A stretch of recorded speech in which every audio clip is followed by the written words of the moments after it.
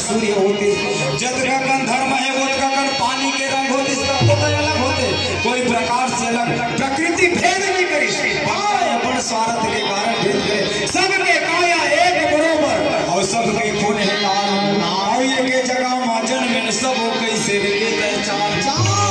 ये सब मानव समाज विश्व में एक ही तरीका से, ये भारत वर्ष ही नहीं, ये संपूर्ण विश्व में जन्म लेकर के आ सकते। पिता के संयोग से ही माता के लिए गर्भ स्थल में ही ये जन्म हो सकते भैया, सही बात है। एक लिए